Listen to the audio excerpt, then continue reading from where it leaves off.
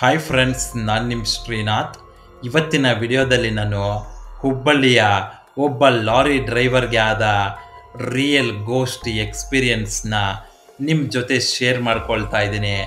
So normal ಆಗಿ lorry ಡ್ರೈವರ್ಗಳು ಅವರು ಒಪ್ಕೊಂಡಿರೋ ಲೋಡ್ಗಳನ್ನು ಜಾಸ್ತಿ ಸಾಗಿಸೋದು ರಾತ್ರಿ ಹೊತ್ತಲ್ಲೇ. ಯಾಕಂದರೆ ರಾತ್ರಿ ಟ್ರಾಫಿಕ್ ಕಡಿಮೆ ಇರುತ್ತೆ, ಆರಾಮಾಗಿ ಗಾಡಿ ಓಡಿಸಬಹುದು ಅಂತ. ಆದರೆ ಲಾರಿ ಡ್ರೈವರ್ಗಳ ಎಲ್ಲ ರಾತ್ರಿಗಳು ಒಂದೇ ರೀತಿ ಇರಲ್ಲ. ಕೆಲವೊಂದು ರಾತ್ರಿಗಳು ಅವರ ಲೈಫ್ನಲ್ಲಿ ಕರಾಳ ರಾತ್ರಿಗಳಾಗಿ ಉಳ್ಕೊಂಡ್ಬಿಡುತ್ತೆ. ಅಂಥದ್ದೇ ಒಂದು ಘಟನೆ ಹುಬ್ಬಳ್ಳಿಯ ಒಬ್ಬ ಲಾರಿ ಡ್ರೈವರ್ಗೆ ಆ ದಿನ ರಾತ್ರಿ ನಡೆಯುತ್ತೆ. ಇಷ್ಟಕ್ಕೂ ಅವತ್ತು ರಾತ್ರಿ ಏನಾಯಿತು, ಹುಬ್ಬಳ್ಳಿಯ ಆ ಲಾರಿ ಡ್ರೈವರ್ ಮಧ್ಯರಾತ್ರಿ ಆ ರಸ್ತೆಯಲ್ಲಿ ಅನುಭವಿಸಿದ ಭಯಂಕರವಾದ ಘಟನೆಯಾದರೂ ಏನು, ಅದನ್ನು ಇವತ್ತು ನಾನು ನಿಮ್ಮ ಜೊತೆ ಶೇರ್ ಮಾಡ್ಕೊಳ್ತಾ ಇದ್ದೀನಿ. ಸ್ಟೋರಿನ ಕಂಟಿನ್ಯೂ ಮಾಡೋದಕ್ಕೂ ಮುಂಚೆನೇ ಹೇಳ್ತಾ ಇದ್ದೀನಿ, ನಿಮಗೆ ಗಟ್ಟಿ ಹೃದಯ ಇದ್ದರೆ ಮಾತ್ರ ಈ ವಿಡಿಯೋನ ನೋಡಿ.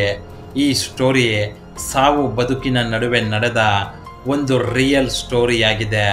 ಬನ್ನಿ ವಿಡಿಯೋ ನೋಡ್ಕೊಂಬರೋಣ.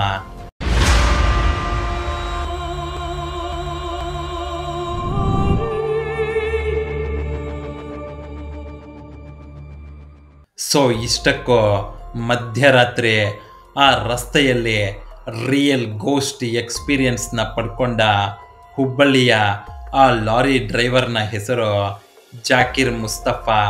ಇನ್ನು ಜಾಕೀರ್ ಹುಬ್ಬಳ್ಳಿಯ ನಿವಾಸಿಯಾಗಿದ್ದು ಒಬ್ಬ ಲಾರಿ ಡ್ರೈವರ್ ಆಗಿ ಕೆಲಸ ಮಾಡ್ತಾ ಇರ್ತಾರೆ.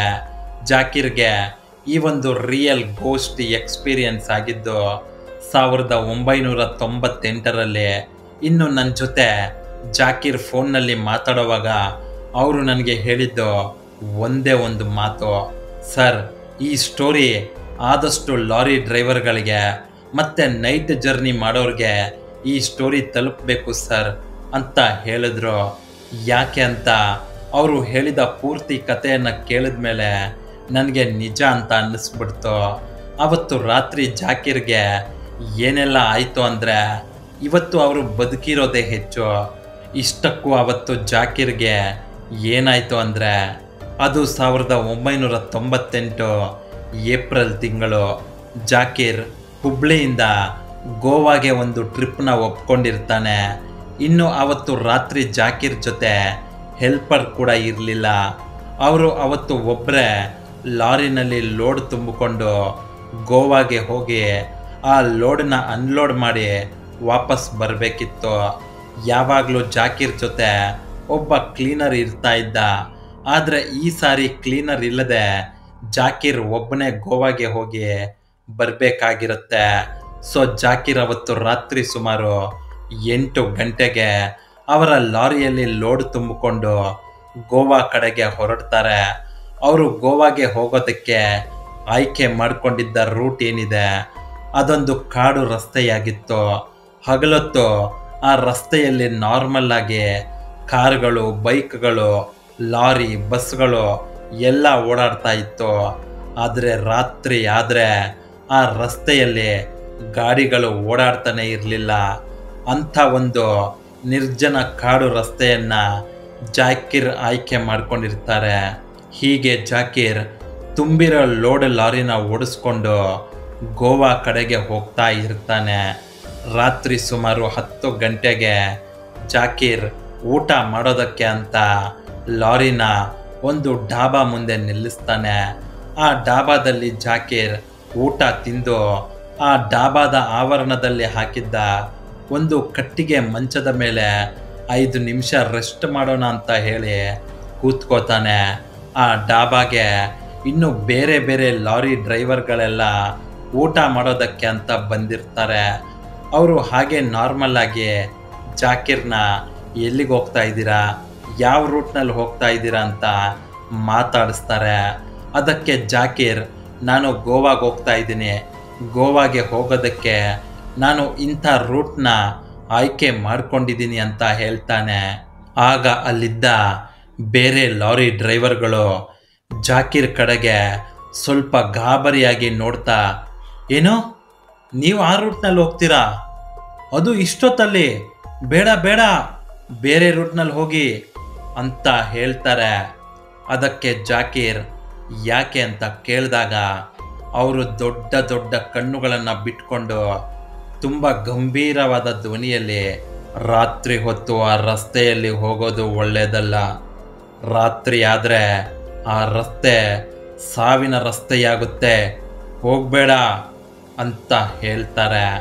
ಆದರೆ ಜಾಕೀರ್ಗೆ ಈ ದೆವ್ವ ಭೂತಗಳು ಅಂದರೆ ನಂಬಿಕೆನೇ ಇರಲಿಲ್ಲ. ಅದಕ್ಕೆ ಆ ಬೇರೆ ಡ್ರೈವರ್ಗಳಿಗೆ ಸರಿ ಅಂತ ತಲೆ ಆಡಿಸಿ ಜಾಕೀರ್ ಅದೇ ರಸ್ತೆಯಲ್ಲಿ ಹೋಗಬೇಕು ಅಂತ ನಿರ್ಧಾರ ಮಾಡ್ತಾನೆ. ಹೀಗೆ ಜಾಕೀರ್ ಆ ಡಾಬಾದಿಂದ ಹೊರಗೆ ಬಂದು ಲಾರಿ ಸ್ಟಾರ್ಟ್ ಮಾಡಿಕೊಂಡು ಮತ್ತೆ ಅವನ ಗೋವಾ ಕಡೆಗೆ ಪ್ರಯಾಣವನ್ನು ಶುರು ಮಾಡ್ತಾನೆ. ಈ ರೀತಿ ಒಂದು 25 ಕಿಲೋಮೀಟರ್ ಜಾಕೀರ್ ಮುಂದೆ ಹೋಗ್ತಾನೆ. ಇನ್ನೊಂದೆರಡು ಕಿಲೋಮೀಟರ್ ಮುಂದೆ ಹೋದರೆ ಗೋವಾಗೆ ಹೋಗುವ ಆ ಕಾಡು ರಸ್ತೆಯನ್ನು ಎಂಟರ್ ಆಗ್ತಾನೆ. ಆ ರಸ್ತೆಯನ್ನು ಎಂಟರ್ ಆಗೋದಕ್ಕೂ ಮುಂಚೆ ಜಾಕೀರ್ ಲಾರಿನ ಒಂದು ಟೀ ಅಂಗಡಿ ಮುಂದೆ ನಿಲ್ಲಿಸ್ತಾನೆ. ಅಲ್ಲಿ ಜಾಕೀರ್ ಒಂದು ಕಪ್ ಟೀ ಕುಡಿದು ಅಲ್ಲೇ ಆ ಟೀ ಅಂಗಡಿ ಪಕ್ಕದಲ್ಲಿದ್ದ ಪಂಚರ್ ಶಾಪ್ನಲ್ಲಿ ಅವನ ಲಾರಿಯ ಟೈರ್ಗಳ ಬ್ಲೋನ ಚೆಕ್ ಮಾಡಿಸ್ತಾನೆ. ಇದಾದ ಮೇಲೆ ಜಾಕೀರ್ ಲಾರಿಯನ್ನು ಹತ್ತುವಾಗ ಆ ಟೀ ಅಂಗಡಿಯ ವ್ಯಕ್ತಿ ಲಾರಿ ಹತ್ರ ಬಂದು ಜಾಕೀರ್ಗೆ, ಸರ್ ಸರ್ ನೀವು ಇಷ್ಟೊತ್ತಲ್ಲಿ ಆ ರಸ್ತೆಯಲ್ಲಿ ಹೋಗ್ತಾ ಇದ್ದೀರಾ ಅಂತ ಅನ್ನಿಸ್ತಾ ಇದೆ, ಆದರೆ ಆ ರಸ್ತೆ ಅಷ್ಟು ಒಳ್ಳೆಯದಲ್ಲ ಸರ್. ನಿಮ್ಮನ್ನು ನಾನು ಎಚ್ಚರಿಸಬಹುದಷ್ಟೇ, ಆದರೆ ನಿಮ್ಮನ್ನು ಆ ರಸ್ತೆಯಲ್ಲಿ ಹೋಗದೇ ಇರೋ ಥರ ತಡೆಯೋದಕ್ಕಾಗೋದಿಲ್ಲ ಸರ್. ಆದರೆ ನಿಮ್ಮೊಳ್ಳೇದಕ್ಕೆ ಕೇಳ್ತಾ ಇದ್ದೀನಿ, ಅದೇನೇ ಆದರೂ ಯಾವುದೇ ಕಾರಣಕ್ಕೂ ಗಾಡಿನ ಮಾತ್ರ ನಿಲ್ಲಿಸಬೇಡಿ ಸರ್, ಆದಷ್ಟು ಬೇಗ ಹೋಗ್ಬಿಡಿ ಅಂತ ಹೇಳಿ ಆ ವ್ಯಕ್ತಿ ಆ ಟೀ ಅಂಗಡಿಯ ಒಳಗೆ ಹೋಗ್ಬಿಡ್ತಾನೆ. ಜಾಕೀರ್ ಆ ವ್ಯಕ್ತಿ ಹೇಳಿದ್ದನ್ನು ಕೇಳಿಸ್ಕೊಂಡು ಮನಸ್ಸಿನಲ್ಲಿ, ಏನಪ್ಪ ಇದು, ಎಲ್ಲರೂ ಈ ರಸ್ತೆ ಬಗ್ಗೆ ಅಷ್ಟೊಂದು ಬಿಲ್ಡಪ್ ಕೊಡ್ತಾ ಇದ್ದಾರೆ, ದೆವ್ವ ಇದೆ ಭೂತ ಇದೆ ಅಂತ. ಹೋಗೋ ಧೈರ್ಯ ಇಲ್ಲ ಅಷ್ಟೇ, ನನ್ನ ಹತ್ರ ಬಂದು ಸಲಹೆ ಕೊಡ್ತಾರೆ ಅಂತ ಮನಸ್ಸಿನಲ್ಲಿ ಅಂದ್ಕೊಂಡು ಲಾರಿ ಸ್ಟಾರ್ಟ್ ಮಾಡಿ ಕೊನೆಗೂ ಗೋವಾಗೆ ಹೋಗೋ ಆ ಕಾಡು ರಸ್ತೆಯನ್ನು ಎಂಟರ್ ಮಾಡೇ ಬಿಡ್ತಾರೆ. ಆ ರಸ್ತೆಯನ್ನು ಎಂಟರ್ ಆದ ತಕ್ಷಣ ಆ ರಸ್ತೆ ಪೂರ್ತಿ ಕಗ್ಗತ್ತಲಿನಿಂದ ಆವರಿಸಿಕೊಳ್ಳುತ್ತೆ. ಆ ರಸ್ತೆಯ ಅಕ್ಕಪಕ್ಕ ಯಾವ ಕಡೆ ನೋಡಿದ್ರೂ ಬರೀ ದಟ್ಟವಾದ ಗಿಡ ಮರಗಳೇ ಇದ್ವು. ಆ ರಸ್ತೆಯಲ್ಲಿ ಹೋಗ್ತಾ ಇದ್ದ ಜಾಕೀರ್ ಲಾರಿಯ ಹೆಡ್ಲೈಟ್ ಬೆಳಕನ್ನು ಬಿಟ್ಟರೆ ಅಲ್ಲಿ ಬೇರೆ ಬೆಳಕು ಅನ್ನೋದೇ ಇರಲಿಲ್ಲ. ಈ ರೀತಿ ಜಾಕೀರ್ ಆ ಕಾಡು ರಸ್ತೆಯಲ್ಲಿ ಲಾರಿನ ಓಡಿಸ್ಕೊಂಡು ಹೋಗ್ತಾ ಇರ್ತಾನೆ. ಒಂದು ಟೈಮಲ್ಲಿ ಜಾಕೀರ್ಗೆ ಅವನು ಓಡಿಸ್ತಾ ಇದ್ದ ಲಾರಿಯ ಪಿಕಪ್ ಯಾಕೋ ಕಡಿಮೆ ಆಗಿದೆ, ಟೈರ್ ಏನಾದರೂ ಪಂಚರ್ ಆಗಿದೆಯಾ ಅಂತ ಡೌಟ್ ಬರುತ್ತೆ. ಆಗ ಜಾಕೀರ್ ಲಾರಿಯನ್ನು ರಸ್ತೆ ಪಕ್ಕದಲ್ಲಿ ನಿಲ್ಲಿಸಿ ಚೆಕ್ ಮಾಡೋಣ ಅಂತ ಅಂದುಕೊಳ್ತಾನೆ. ಆದರೆ ಜಾಕೀರ್ಗೆ ಟೀ ಅಂಗಡಿಯ ಆ ವ್ಯಕ್ತಿ, ಸರ್ ಯಾವುದೇ ಕಾರಣಕ್ಕೂ ಏನೇ ಆಗಲಿ ಆ ರಸ್ತೆಯಲ್ಲಿ ಲಾರಿನ ಮಾತ್ರ ನಿಲ್ಲಿಸಬೇಡಿ ಸರ್ ಅಂತ ಹೇಳಿದ ಆ ಮಾತು ನೆನಪಾಗ್ಬಿಡುತ್ತೆ. ಆಗ ಜಾಕೀರ್ಗೆ ಧೈರ್ಯ ಇದ್ದರೂ ಕೂಡ ರಿಸ್ಕ್ ಯಾಕೆ ತಗೊಳ್ಬೇಕು ಅಂತ ಲಾರಿಯನ್ನು ರಸ್ತೆ ಪಕ್ಕದಲ್ಲಿ ನಿಲ್ಲಿಸದೆ ಹಾಗೆ ಡ್ರೈವ್ ಮಾಡಿಕೊಂಡು ಹೋಗ್ತಾ ಇರ್ತಾನೆ. ಆದರೆ ಹೋಗ್ತಾ ಹೋಗ್ತಾ ಆ ಲಾರಿಯ ಪಿಕಪ್ ತುಂಬ ಕಡಿಮೆ ಆಗ್ತಾ ಇದೆ. ಇನ್ನೇನು ಆ ಲಾರಿ ಸ್ಟಾಪ್ ಆಗೇ ಬಿಡುತ್ತೇನೋ ಅಂತ ಜಾಕೀರ್ಗೆ ಅನಿಸುತ್ತೆ. ಅದಕ್ಕೆ ಜಾಕೀರ್ ಆ ಲಾರಿಯನ್ನು ರಸ್ತೆ ಪಕ್ಕದಲ್ಲಿ ನಿಲ್ಲಿಸಿ ಕೆಳಗೆ ಇಳಿದು ಹೋಗಿ ಎಲ್ಲ ಟೈರ್ಗಳನ್ನು ಚೆಕ್ ಮಾಡ್ತಾನೆ, ಪಂಚರ್ ಏನಾದರೂ ಆಗಿದೆಯಾ ಅಂತ. ಆದರೆ ಆಶ್ಚರ್ಯ ಏನಂದರೆ ಆ ಲಾರಿಯ ಯಾವ ಟೈರ್ ಕೂಡ ಪಂಚರ್ ಆಗಿರೋದಿಲ್ಲ, ಎಲ್ಲ ಟೈರ್ಗಳು ಚೆನ್ನಾಗಿರುತ್ತೆ. ಅದನ್ನು ನೋಡಿದ ಜಾಕೀರ್ಗೆ, ಏನಿದು, ಯಾವ ಟೈರ್ ಕೂಡ ಪಂಚರ್ ಆಗಿಲ್ವಲ್ಲ, ಎಲ್ಲ ಟೈರ್ಗಳು ಚೆನ್ನಾಗೇ ಇದಾವಲ್ವಾ, ಮತ್ತೆ ಲಾರಿ ಪಿಕಪ್ ಯಾಕಿಲ್ಲ, ಎಷ್ಟು ಎಕ್ಸ್ಲೇಟ್ರ್ ಕೊಟ್ಟರು ಫಾಸ್ಟಾಗಿ ಹೋಗ್ತಾನೆ ಇಲ್ವಲ್ಲ. ಸರಿ ಆಯ್ತು ಬಿಡು, ಮುಂದೆ ಯಾವುದಾದ್ರೂ ಲಾರಿ ಗ್ಯಾರೇಜ್ ಸಿಗುತ್ತೇನೋ ನೋಡೋಣ. ಮೋಸ್ಟ್ಲಿ ಲಾರಿ ಇಂಜನ್ನಲ್ಲೇ ಪ್ರಾಬ್ಲಮ್ ಇರಬಹುದು ಅಂತ ಅಂದ್ಕೊಂಡು ಮತ್ತೆ ಲಾರಿ ಹತ್ತಿ ಲಾರಿನ ಸ್ಟಾರ್ಟ್ ಮಾಡಿ ಹೆಡ್ಲೈಟ್ನ ಆನ್ ಮಾಡ್ತಾನೆ. ಅಷ್ಟೇ ಅಲ್ಲಿ ಕಂಡ ದೃಶ್ಯವನ್ನು ನೋಡಿ 1 ಸೆಕೆಂಡ್ ಜಾಕೀರ್ ಬೆಚ್ಚಿ ಬೀಳ್ತಾನೆ. ಯಾಕಂದರೆ ಅವನು ಲಾರಿನ ಸ್ಟಾರ್ಟ್ ಮಾಡಿ ಹೆಡ್ಲೈಟ್ನ ಆನ್ ಮಾಡಿದಾಗ ಆ ಲಾರಿಯ ಮುಂದೆ ಒಬ್ಳು ಹೆಂಗಸು ನಿಂತ್ಕೊಂಡಿರ್ತಾಳೆ. ನೋಡೋದಕ್ಕೆ ಆಕೆ ಲಂಬಾಣಿ ಹೆಂಗಸಿನ ಹಾಗೆ ಕಾಣ್ತಾ ಇದ್ಲು. ಯಾಕಂದರೆ ಆಕೆ ಹಾಕಿದ್ದ ಡ್ರೆಸ್ ಕೂಡ ಅದೇ ರೀತಿಯೇ ಇತ್ತು. ಆಗ ಜಾಕೀರ್ ತಕ್ಷಣ ಲಾರಿಯಿಂದ ಕೆಳಗಿಳಿದು ಆ ಹೆಂಗಸಿನ ಹತ್ರ ಹೋಗಿ, ಯಾರು ನೀವು? ಇಷ್ಟೊತ್ತಲ್ಲಿ ನೀವ್ಯಾಕೆ ನನ್ನ ಲಾರಿಗೆ ಅಡ್ಡ ನಿಂತ್ಕೊಂಡಿದ್ದೀರಾ? ಏನು ಬೇಕಿತ್ತು ನಿಮಗೆ ಅಂತ ಕೇಳ್ತಾನೆ. ಅದಕ್ಕೆ ಆ ಹೆಂಗಸು, ಸರ್, ನಮ್ಮದು ಈ ಕಾಡಿಂದ ಆಚೆ ಸಿಗೋ ಊರೇ ನಮ್ಮೂರು ಸರ್. ಈ ಕಾಡಲ್ಲಿ ಪೊರಕೆ ಕಡ್ಡಿಗಳು ತುಂಬ ಬೆಳೆದಿತ್ತು.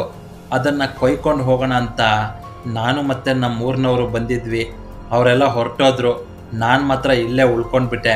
ನೀವೇನು ತಪ್ಪು ತಿಳ್ಕೊಂಡಿಲ್ಲ ಅಂದರೆ ನನ್ನನ್ನು ನಮ್ಮೂರವರೆಗೂ ಬಿಡ್ತೀರಾ ಸರ್? ತುಂಬ ಚಳಿ ಬೇರೆ ಆಗ್ತಾ ಇದೆ ಅಂತ ಕೇಳ್ತಾಳೆ. ಅದಕ್ಕೆ ಜಾಕೀರ್ ಆ ಹೆಂಗಸನ್ನು ಹತ್ತಿಸ್ಕೊಳ್ಬೇಕಾ ಬೇಡವಾ ಅಂತ ಯೋಚನೆ ಮಾಡ್ತಾನೆ. ಆಗ ಆ ಹೆಂಗಸು, ಸರ್, ನೀವು ಏನು ಯೋಚನೆ ಮಾಡ್ತಾ ಇದ್ದೀರಾ ಅಂತ ನನಗೆ ಗೊತ್ತು ಸರ್. ಆ ಟೀ ಅಂಗಡಿ ಅವನು ನಿಮಗೂ ಕೂಡ ತಲೆ ಕೆಡಿಸ್ಬಿಟ್ನಾ? ಅವನು ಹಾಗೆ ಸರ್, ತಲೆ ಸ್ವಲ್ಪ ಸರಿ ಇಲ್ಲ ಅವನಿಗೆ. ಈ ರಸ್ತೆಯಲ್ಲಿ ಓಡಾಡೋ ಎಲ್ಲ ಲಾರಿ ಡ್ರೈವರ್ಗಳಿಗೆ ಅವನು ಹಾಗೆ ಹೇಳಿ ಭಯಪಡಿಸ್ತಾನೆ. ನೀವು ಅದನ್ನು ನಂಬೇಡಿ ಸರ್, ಪ್ಲೀಸ್ ನಮ್ಮ ಊರವರೆಗೂ ನನ್ನನ್ನು ಬಿಟ್ಬಿಡಿ ಸರ್ ಅಂತ ಕೇಳ್ತಾಳೆ. ಆಗ ಜಾಕೀರ್ಗೆ ಸ್ವಲ್ಪ ಸಮಾಧಾನ ಆಗುತ್ತೆ. ಓ ಹೌದಾ, ಅವ್ರಿಗೆ ತಲೆ ಸರಿ ಇಲ್ವಾ? ನನಗೆ ಏನೇ ಆದರೂ ಗಾಡಿ ನಿಲ್ಲಿಸ್ಬೇಡಿ, ದೆವ್ವ ಭೂತ ಅಂತ ಭಯಪಡಿಸ್ಬಿಟ್ರು ಅಂತ ನಗ್ತಾ ಆ ಹೆಂಗಸನ್ನು ಲಾರಿ ಹತ್ತಿಸ್ಕೊಂಡು ಅಲ್ಲಿಂದ ಹೊರಡ್ತಾನೆ. ಆದರೆ ಆಶ್ಚರ್ಯ ಏನಂದರೆ, ಇಷ್ಟೊತ್ತು ಪಿಕಪ್ ಇಲ್ಲದೆ ಇದ್ದ ಲಾರಿ ಈಗ ತುಂಬ ಚೆನ್ನಾಗಿ ಪಿಕಪ್ ತಗೊಂಡು ಹೋಗ್ತಾ ಇತ್ತು. ಆಗ ಜಾಕೀರ್ ನಗ್ನಗ್ತಾನೆ ಆ ಹೆಂಗಸಿನ ಕಡೆಗೆ ನೋಡಿ ಮೇಡಮ್, ಇಷ್ಟೊತ್ತು ನನ್ನ ಗಾಡಿ ಪಿಕಪ್ಪೇ ಇರಲಿಲ್ಲ. ಈಗ ನೀವು ಗಾಡಿ ಹತ್ಕೊಂಡ ಮೇಲೆ ಸೂಪರಾಗಿ ಪಿಕಪ್ ತಗೊಳ್ತಾ ಇದೆ. ಅದೇನು ನೀವು ಗಾಡಿ ಹತ್ಕೊಳ್ಳಿ ಅಂತಲೇ ಹಾಗಾಗೋಯ್ತೋ ಏನೋ ಅಲ್ವಾ ಅಂತ ಆ ಹೆಂಗಸಿನ ಕಡೆಗೆ ನೋಡ್ತಾ ನಗ್ನಗ್ತಾನೆ ಹೇಳ್ತಾನೆ.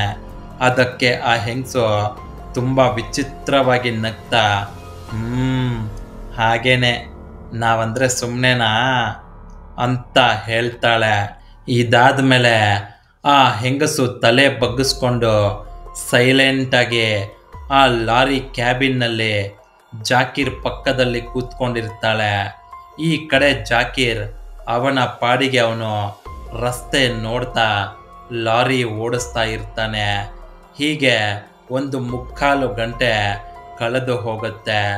ಟೈಮ್ ಕರೆಕ್ಟಾಗಿ ರಾತ್ರಿ 1 ಗಂಟೆ ಆಗಿರುತ್ತೆ. ಒಂದು ಟೈಮಲ್ಲಿ ಆ ಲಾರಿ ರಸ್ತೆಯಲ್ಲಿದ್ದ ಒಂದು ಹಳ್ಳದಲ್ಲಿ ಇಳಿದು ಹತ್ತುತ್ತೆ. ಆಗ ಜಾಕೀರ್ ಪಕ್ಕದಲ್ಲಿದ್ದ ಒಂದು ಬೀಡಿ ಕಟ್ಟು ಕೆಳಗೆ ಬಿದ್ದೋಗುತ್ತೆ. ಆಗ ಜಾಕೀರ್ ಒಂದು ಕೈಯಲ್ಲಿ ಸ್ಟೇರಿಂಗ್ನ ಹಿಡ್ಕೊಂಡು ಲಾರಿ ಸ್ಪೀಡ್ನ ಕಡಿಮೆ ಮಾಡಿ ಆ ಬೀಡಿ ಕಟ್ಟನ್ನು ಎತ್ಕೊಳ್ಳೋದಕ್ಕೆ ಕೆಳಗೆ ಬಗ್ತಾನೆ. ಅಷ್ಟೇ ಅವನ ಪಕ್ಕದಲ್ಲಿ ಕೂತಿದ್ದ ಆ ಹೆಂಗಸಿನ ಕಾಲುಗಳನ್ನು ನೋಡಿ ಜಾಕೀರ್ಗೆ ಕೈ ಕಾಲು ಗಡಗಡ ಅಂತ ನಡುಗೋದಕ್ಕೆ ಶುರುವಾಗುತ್ತೆ. ಯಾಕಂದರೆ ಆ ಹೆಂಗಸಿನ ಪಾದಗಳು ಉಲ್ಟಾ ಇತ್ತು. ಅಂದರೆ ಎಡಗಡೆ ಇರಬೇಕಾಗಿದ್ದ ಕಾಲು ಬಲಗಡೆ ಇತ್ತು, ಬಲಗಡೆ ಇರಬೇಕಾಗಿದ್ದ ಕಾಲು ಎಡಗಡೆ ಇತ್ತು. ಅಷ್ಟೇ ಅಲ್ಲದೆ ಆ ಹೆಂಗಸಿನ ಪಾದಗಳಿಂದ ಬೂದಿ ಉದುರ್ತಾ ಇತ್ತು. ಅದನ್ನು ನೋಡಿ ಜಾಕೀರ್ಗೆ ಪ್ರಾಣನೇ ಹೋದಂತಾಗ್ಬಿಡುತ್ತೆ.